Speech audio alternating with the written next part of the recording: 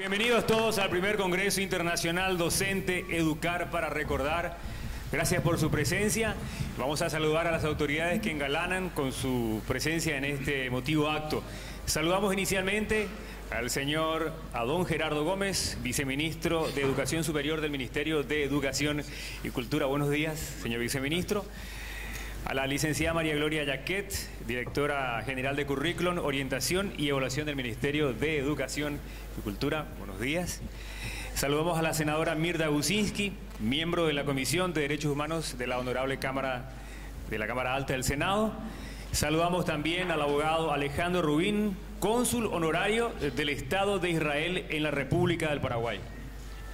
Saludamos también al señor William Soto, embajador mundial de Activistas por la Paz, y también saludamos al señor Efraín Sadoff, investigador de temas del Holocausto para la región en América Latina.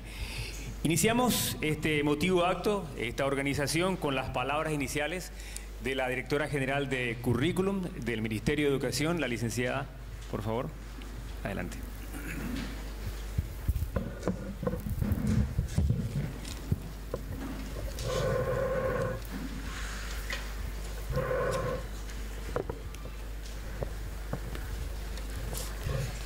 Maitei Jorubeba Opa Bebenguana.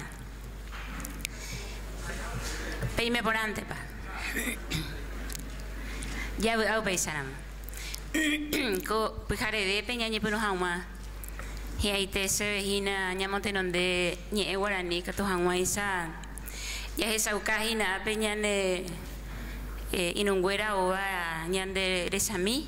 Ya wore ko hanya de mokoñe Hape ya huele coja ñane baeteba y catojanguaisa jacuera o mombaea de coñane baeva. El saludo cordial de bienvenida y un poco expresar a los invitados extranjeros esta condición bilingüe del Paraguay que nos caracteriza y que da un sello particular a todas las actividades que nosotros realizamos y particularmente en educación. Es la traducción que les hago del saludo inicial. Saludamos muy cordialmente a los miembros de la mesa, al doctor William Soto, al señor Efraín Sado, gran investigador, al viceministro de Educación, agradecerle por su presencia esta mañana. Agradecer también a la senadora Mirta Gusinski su presencia, ella es de la Comisión de Derechos Humanos de la Cámara. Agradecer a los colaboradores que han dado su sí para la realización del evento. Entonces, muchísimas gracias a todas las personas que nos acompañan y que dan su apoyo para esta actividad. Y expresar el singular contento por el inicio de esta actividad con el nombre de Primer Congreso con la temática. Sin embargo, contarles, y muchos de ustedes ya saben porque aquí veo caras conocidas, muchos están formando parte de esta serie de actividades que hemos venido realizando en pos de instalar la educación en derechos humanos con una mirada amplia que nos permita revisar y poder concretar lo que en el currículum inicialmente hemos pensado desde el Ministerio de Educación. Nosotros hemos hecho actividades en relación con el rescate de la memoria nuestra propia historia, y nosotros hemos dicho también que es importante educar para recordar, para no olvidar. Educar para no olvidar, educar para recordar en su aspecto positivo. Hoy nos toca con un aspecto puntual del genocidio, mirarlo en el contexto de la historia mundial, pero nosotros como país recordar también lo que nosotros hemos venido haciendo en este tiempo y mirar esto en el marco del conjunto que venimos realizando como parte de la formación que deseamos afianzar en los docentes del área de ciencias sociales particularmente. No es fácil instalar el educar para no olvidar. Detrás del lema de educar para no olvidar hay toda una serie de actitudes que hay que construir, que hay que desarrollar y que hay que deconstruir también. Desde la forma en que establecemos las relaciones en el aula, los docentes con los estudiantes, desde la forma en que gestionamos la institución educativa, las autoridades de la institución, los gestores de la escuela, con los maestros y estos con los estudiantes, desde la forma en que la escuela se abre o no se abre, la relación con los padres para apoyar la educación.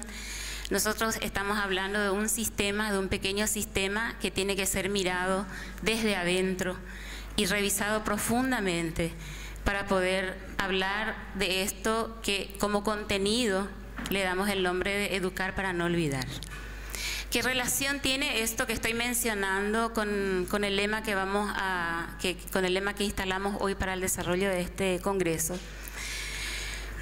Que estas personas que pasan por el sistema educativo, niños, adolescentes y jóvenes, todos tienen un maestro. En algún momento de sus vidas, este maestro deja huellas profundas en cada uno de ellos. Si el maestro es un maestro que está convencido de que la mejor forma de desarrollar a la persona humana es darle libertad, darle alas para volar y apuntar a su desarrollo personal, que él desarrolle su conocimiento y sea libre. Esas actitudes se demuestran en todo lo que el maestro hace, desde permitir el pensamiento diferente hasta hacer oír la voz del que no habla en el aula.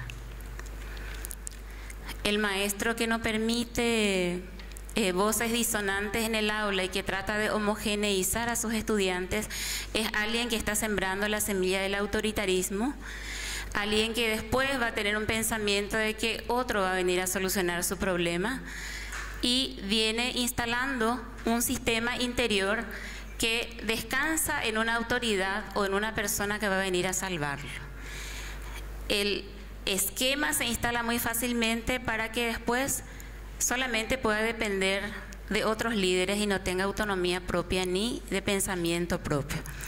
No es un punto menor, parece poca cosa, sin embargo, es el sentido mismo de la educación. Tratar de apuntar a la formación de personas auténticamente libres, y eso requiere del maestro, que ya somos adultos nosotros, una revisión profunda de algunas actitudes también. Nada hay más fácil que querer enseñar al otro. Sin embargo, lo difícil está en que nosotros en estos encuentros, en toda la formación que recibamos, hagamos el ejercicio de la revisión de nuestras propias actitudes e ir construyendo nosotros en nuestro interior aquello que nos ilumine interiormente, que pueda dar luz a los demás. El autoritarismo y todas las formas de autoritarismo se instalan desde el momento en que nosotros lo permitimos con nuestras actitudes. Esta es una tarea colectiva que empieza con cada uno de nosotros.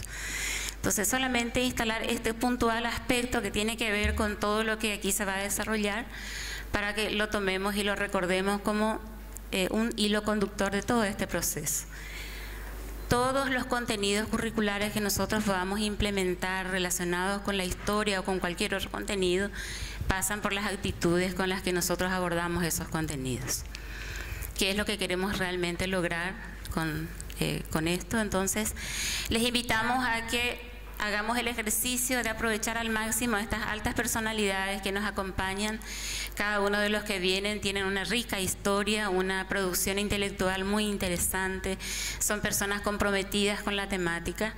Aprovechemos al máximo y hagamos este ejercicio de ver qué tenemos que hacer para ir cambiando las cosas, porque normalmente en los papeles ya tenemos todo escrito.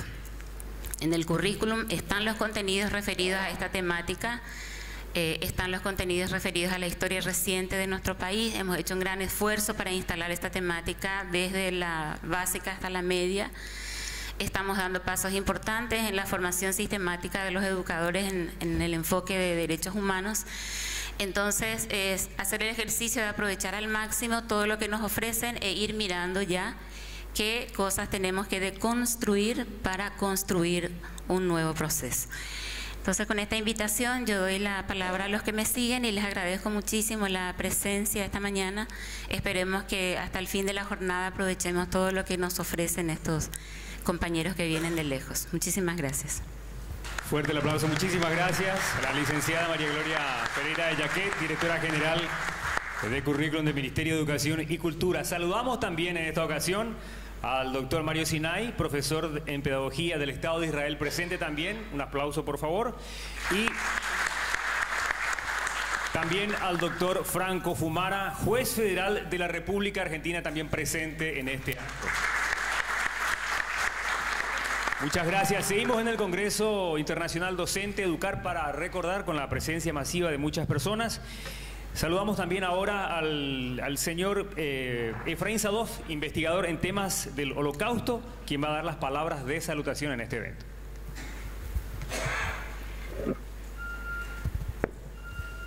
Muy buenos días. Buenos días. Lamento no poder decir lo mismo en guaraní, pero voy a hacerlo en mi idioma, Boker Tov, buenos días en hebreo. Agradezco muchísimo que se me haya invitado a la apertura de esta conferencia. Especialmente agradezco al cónsul honorario de Israel en Paraguay, a Alejandro, por haber logrado establecer este contacto con ustedes, y debo confesarles que fue casi a último minuto. El objetivo de mi visita a Asunción es continuar una investigación histórica que yo realizo como investigador asociado de la Universidad Hebrea de Jerusalén. ¿Podría, por favor, colocar el PowerPoint y abrirlo?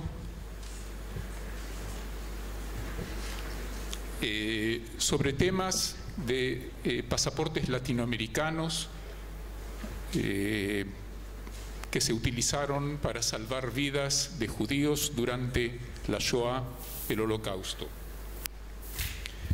En el título aparece Pasaportes de Ecuador, porque eso se refería, esta presentación se refería a una primera etapa de mi investigación que la realicé sobre el cónsul de Ecuador en Suecia durante la Shoah. Y después que él fue reconocido por el Estado de Israel y por Yad Vashem como justo de las naciones, estoy continuando la investigación sobre estos cónsules, y ahora me voy a referir en unos minutos específicamente sobre Paraguay.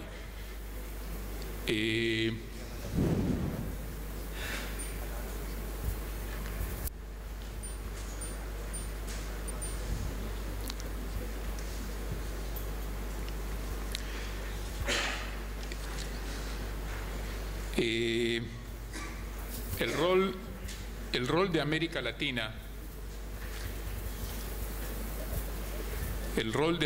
Latina, en la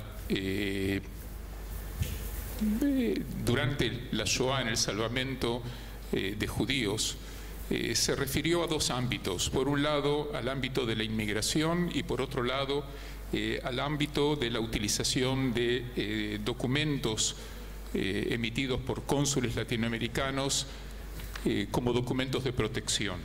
No me voy a referir al tema de la inmigración, pero no puedo continuar sin mencionar una estadística que hemos realizado en marcos de investigación, de acuerdo a la cual desde 1933 hasta 1945 lograron inmigrar legalmente y no legalmente a países de América Latina 118.000 judíos, de los cuales 1.000 ingresaron al Paraguay. Oficialmente las puertas a la inmigración estaban cerradas, pero muchas veces con acuerdos especiales con gobiernos o en forma no tan formal, muchos judíos lograron inmigrar, y ese es el número específico de personas, de judíos que lograron ingresar al Paraguay. Al tema de la inmigración no me voy a referir, me voy a referir al tema de los documentos.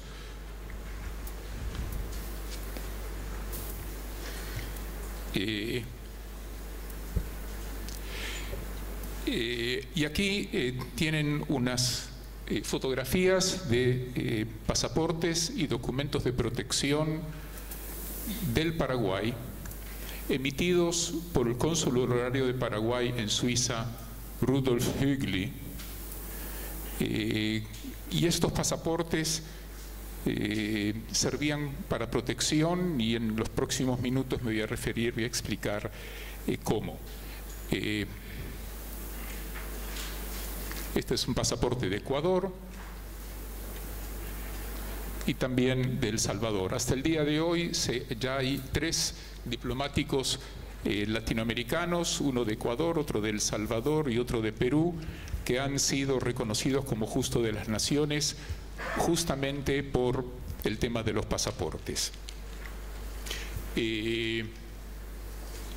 Bueno, así como mencioné, estos países que mencioné, y también Paraguay, Honduras, Haití, etcétera, cónsules de esos países emitieron estos pasaportes.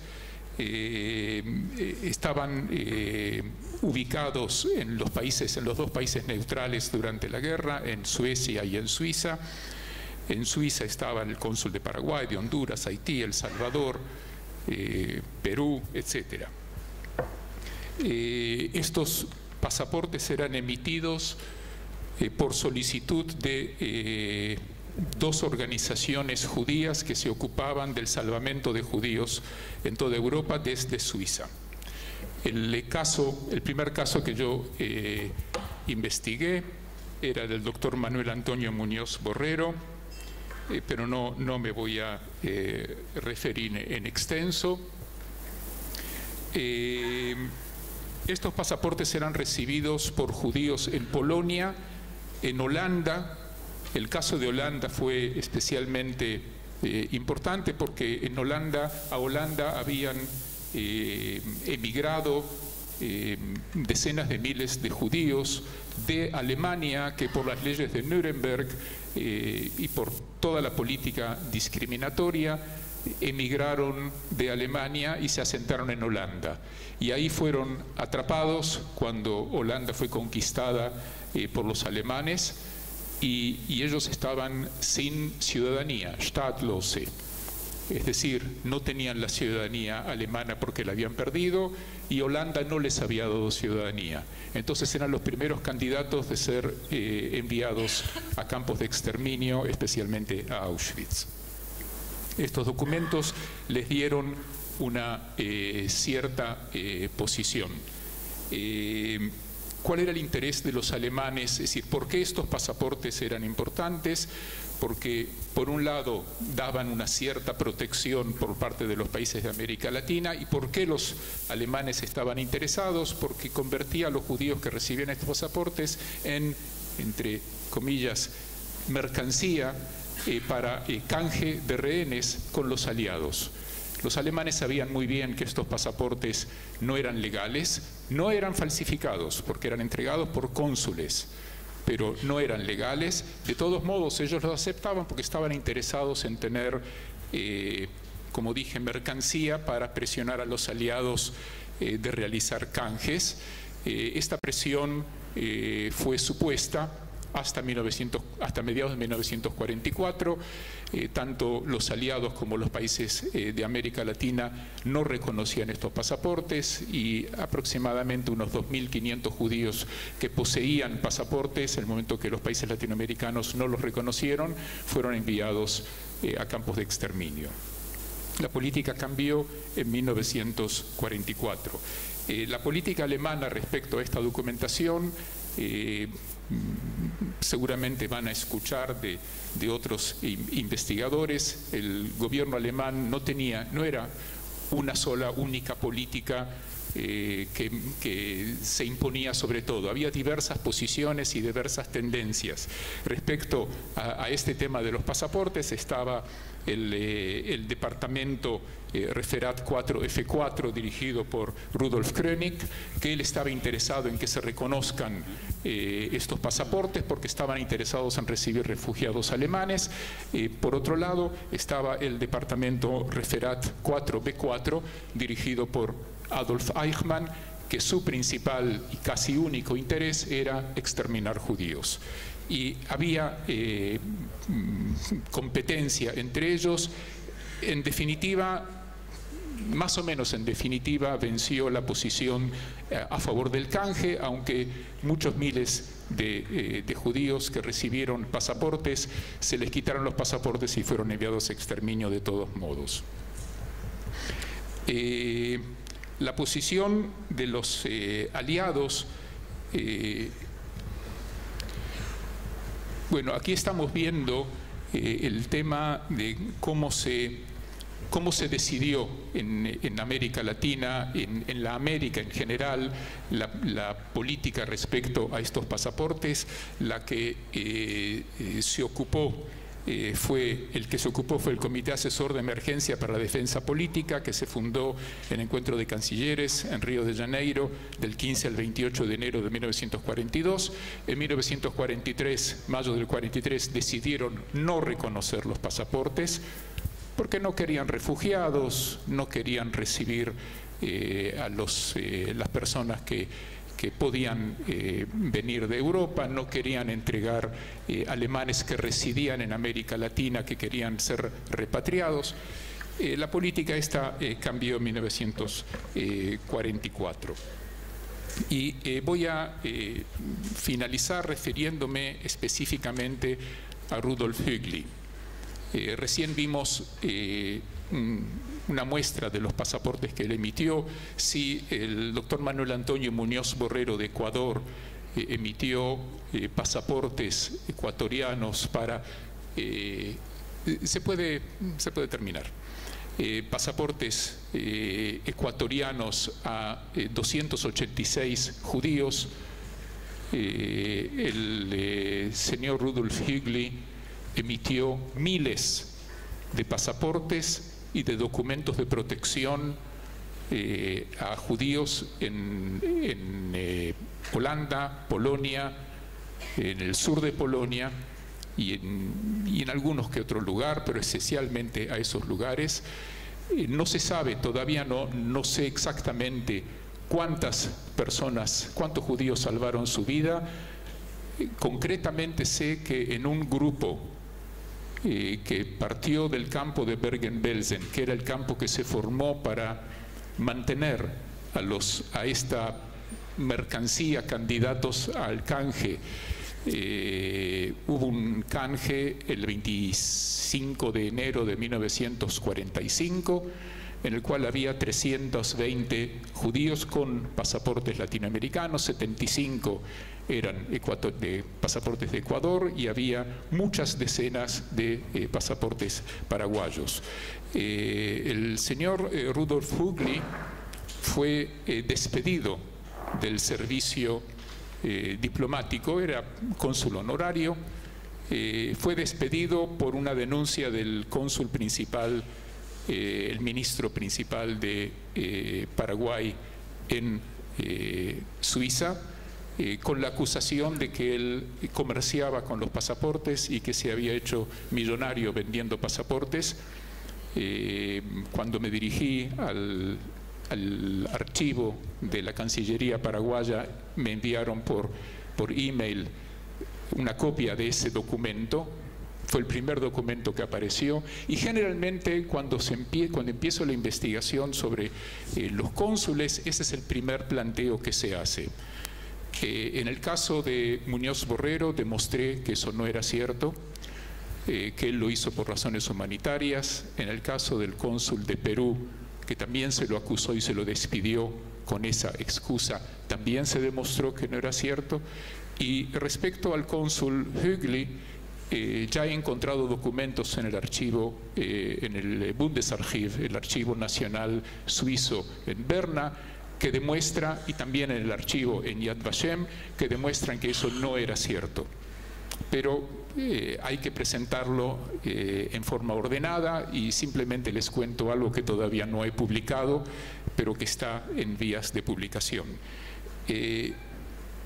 A mi modo de ver, Rudolf Hügli debe ser merecedor de ser reconocido como justo de las naciones, y quiero decir, en realidad es una coincidencia feliz de poder presentar este caso en este momento ante todos ustedes en esta conferencia, ya que yo creo que esta investigación tiene gran importancia más allá de saber la verdad, que también eso es importante, pero tiene otras proyecciones.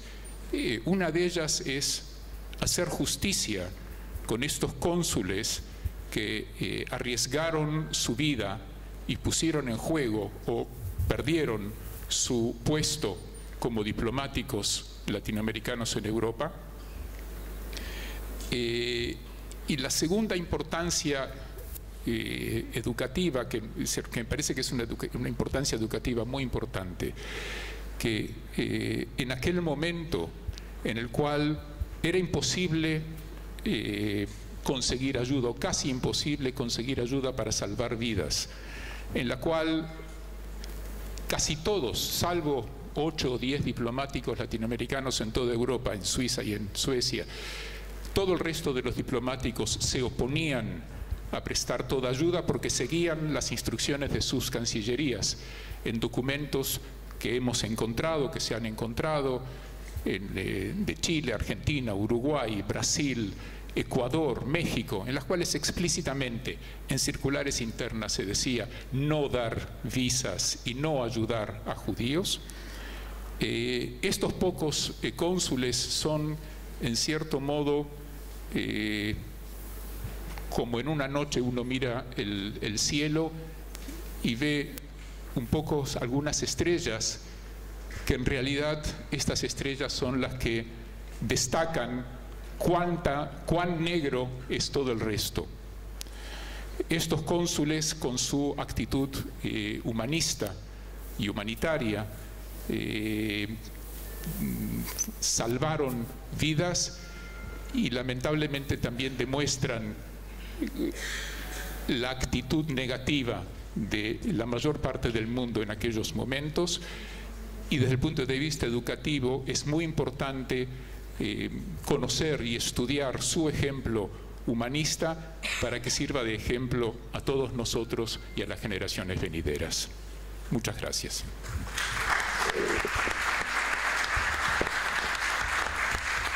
Fuerte el aplauso. Muchísimas gracias, Efraín Sadón, investigador de temas del Holocausto para América Latina. A continuación tendremos las palabras de salutación también y las palabras de apertura por parte del señor William Soto, embajador mundial de Activistas por la Paz, palabras alusivas y de apertura como coorganizador de este evento. Fuerte el aplauso, por favor.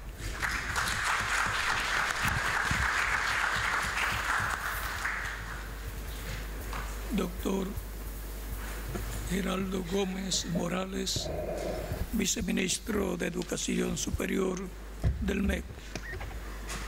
María Gloria Pereira de Hackett, directora general de Currículum, Orientación y Evaluación del MEC.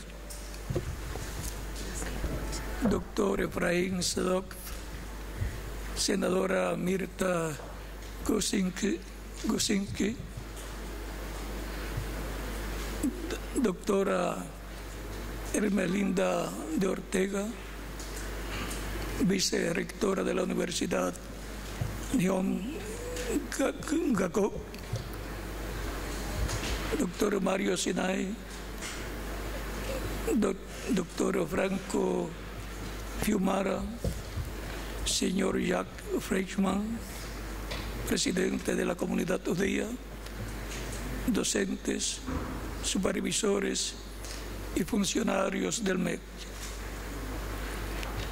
La Embajada Mundial de Activistas por la Paz y el Ministerio de Educación y Cultura, a través de la Dirección de Educación en Derechos Humanos, organizan conjuntamente el primer Congreso Internacional Docente Educar para Recordar, que abarcará los días de hoy 14 y mañana 15 de octubre.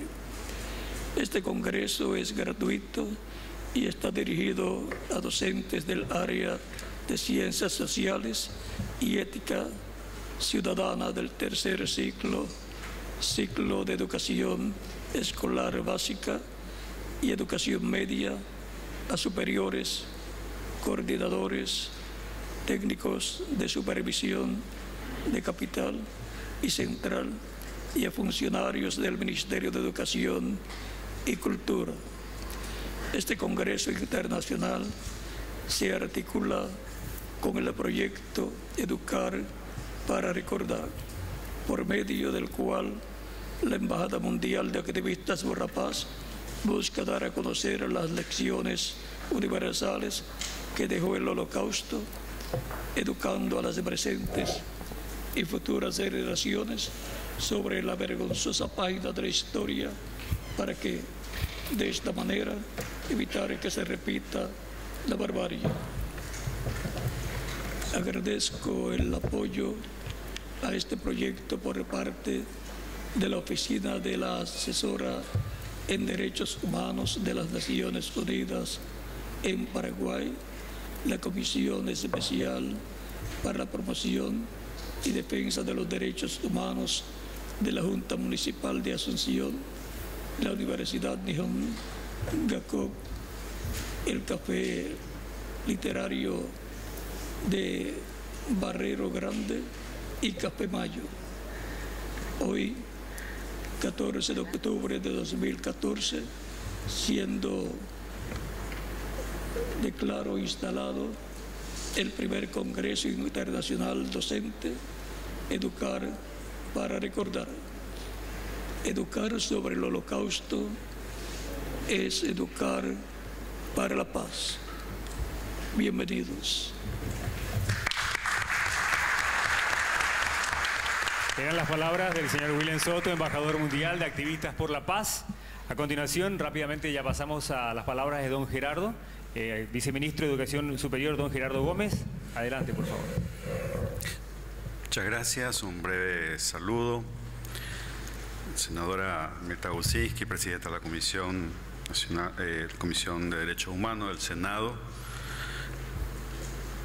Un honor tenerla aquí presente, recordando también su lucha. Señor Alejandro Ruin, cónsul honorario de Israel, muchas gracias por la invitación también y estar presente acá. Queridos invitados que ya han sido nombrados, ya no me voy a alargar en eso. Señor William Soto, también bienvenido.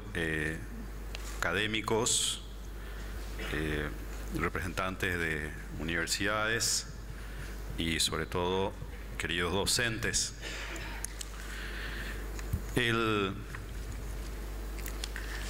La paz es un bien intangible, pero que tiene consecuencias muy tangibles, como hemos podido recién escuchar de boca del historiador, el profesor Sinai. Es un bien común y un derecho humano, por lo que todos estamos comprometidos a luchar. Siempre se ha dicho, y hay que reafirmarlo, un derecho implica deber. El derecho y el deber van juntos y tenemos ese deber, y creo que con este evento estamos tratando entre todos de constituir ese deber para que los seres humanos tengamos acceso a este derecho fundamental que es la paz. Sin la paz no podemos construir la vida. Por ser un bien común, sobre todo los estados están comprometidos y su representación a través del gobierno también debe estar comprometido en la construcción de la paz. Y en lo que atañe en este gobierno al Ministerio de Educación y Cultura, desde luego nuestro compromiso es trabajar desde el ámbito de la educación.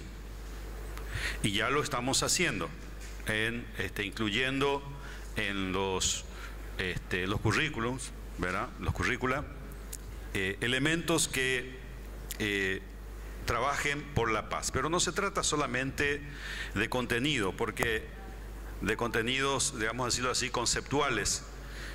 Todos sabemos que el aprendizaje se hace a través de los gestos. Como un valor intangible, la paz se concreta en las actitudes. Hay menos que decir y mucho más que hacer. Y en ese sentido, en la persona de los docentes, en la persona de las autoridades, en la persona de los padres de familia, está el cultivo de esta actitud que sin duda a través de ahí es donde los niños, adolescentes y jóvenes aprenden a apreciar lo que es la paz. Particularmente el aprendizaje a través de la historia y de la comprensión de lo que ha ocurrido en la historia es muy oportuno para educar. Si uno mira y compara los libros de historia, por ejemplo, de la región, de diversos países, vamos a encontrar datos que son contradictorios o afirmaciones que son contradictorias. Y es un trabajo todavía pendiente entre los diversos países y en la región. No podemos construir la paz entre las naciones si nuestros libros de historia siguen hablando contradictoriamente entre sí. Tenemos que trabajar más por eso. Creo que en este congreso y con los diversos talleres vamos a acercarnos un poquito más desde una perspectiva determinada a acercarnos más a esos indicadores, a esas señales de alerta, sobre todo que apuntan a destruir la vida y sobre todo la dignidad de la persona humana. En el centro de la cuestión está en la construcción de ideologías que olvidan la dignidad de la persona humana. Y esto es algo que tenemos que estudiarlo profundamente, porque quizás algunos de esos indicadores están en nuestras propias actitudes. Algunos de esos indicadores. Por eso es que es muy importante atender a esas señales, a esos indicadores. En el pasado no se han escuchado esas señales. Cuando se tuvo tiempo para corregir, no se tuvo en cuenta esas señales. No se escuchó. No se abrió los ojos. Y cuando ocurría ya era demasiado tarde, como aquella expresión de Bertrand Russell. Cuando vinieron a llevar a mi vecino, a mí no me llamó la atención, total era mi vecino. Pero cuando golpearon mi puerta ya era muy tarde. Ojalá no sea muy tarde para nosotros. Hay muchas señales que apuntan en contra de la paz en nuestra sociedad. Que este seminario, ese es mi deseo, que este seminario, o este congreso, perdón, nos ayude a identificar esos indicadores, esas alertas, que nos digan que alguien o de alguna manera se está construyendo o se está destruyendo este bien tan preciado entre todos los hombres en la convivencia humana que es la paz. Mis augurios entonces para los que van a seguir participando en este congreso, para que podamos entre todos identificar esas señales y saber también cómo contrarrestarlos. Así que muy bienvenidos a todos los hermanos de la región y de más allá también, de diversos países que están presentes y que nos honran con su presencia y que realmente estamos aquí dispuestos a aprender y aprender entre todos a construir este bien tan preciado que es la paz. Así que la paz sea con todos ustedes, vamos a decirlo así, ¿no? Gracias. Fuerte el aplauso, muchas gracias. Don Gerardo Gómez, viceministro de Educación Superior de la cartera de Educación. Están presentes también con nosotros representantes del Museo Judío de Paraguay, justamente, y también miembros de la Sociedad Cultural de Amigos del Estado de Israel. Fuerte el aplauso también, A continuación, unas breves palabras de salutación de la señora senadora Mirta Gusinski, si puede pasar al frente.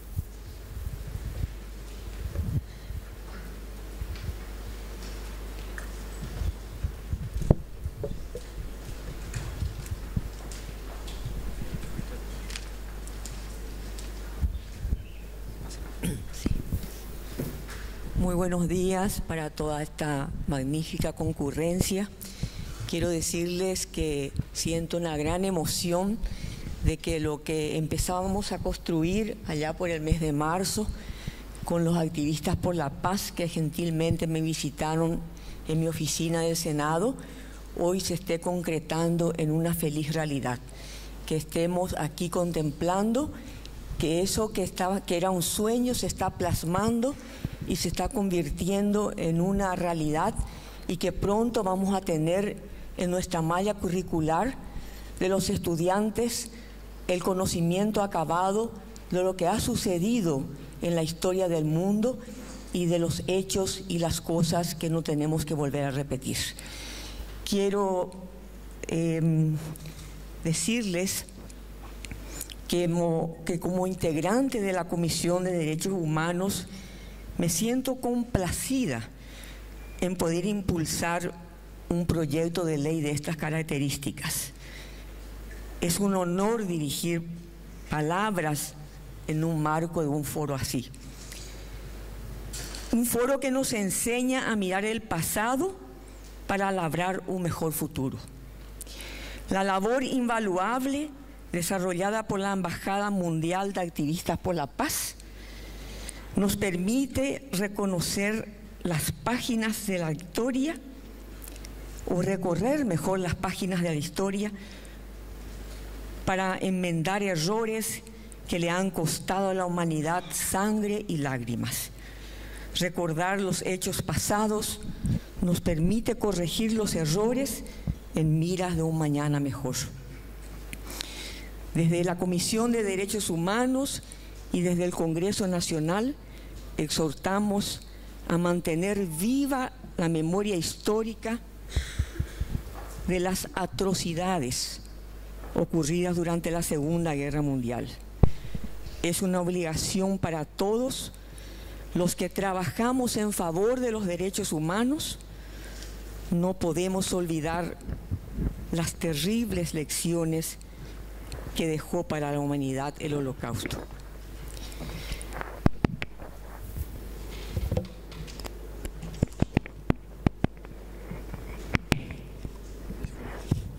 Hola, sí. Acciones como las que aquí se están presentando permiten evitar que hechos tan lamentables, humillantes y degradantes vuelvan a repetirse. En consecuencia, es perentoria la necesidad que se reglamente a través de una ley la integración a la malla curricular del estudio de la tragedia ocurrida, y así los educandos cobrarán conocimiento y conciencia de las atrocidades ocurridas en este pasado cercano. En este sentido, merece la pena mencionar la Declaración Universal de los Derechos Humanos en su manual 26, que señala que la educación tendrá por objeto el pleno desarrollo de la personalidad humana y el fortalecimiento del respeto de los derechos humanos y de las libertades fundamentales. Favorecerá la comprensión, la tolerancia y la amistad entre todas las naciones y todos los grupos étnicos y religiosos, y promoverá el desarrollo de las actividades de las Naciones Unidas para el mantenimiento de la paz. Nos unimos con la Embajada Mundial de Activistas por la Paz en este evento para cumplir con los objetivos de educar, promover y difundir los derechos humanos, evitar la reiteración de hechos de esta naturaleza y fortalecer el esquema de valores de la sociedad contemporánea, instando a las personas presentes a la formación de espacios educativos en los cuales se pueda educar para la paz, teniendo como baluarte los principios fundamentales como el respeto a la vida y el amor al prójimo.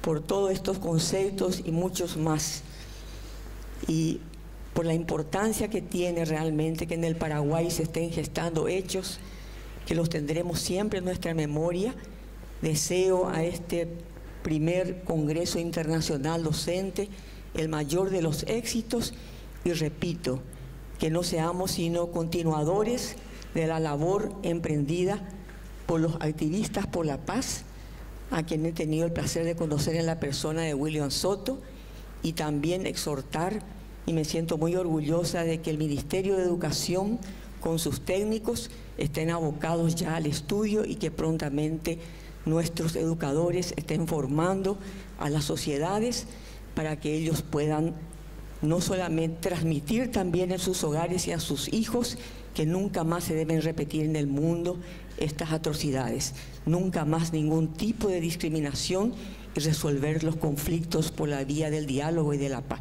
Muchas gracias.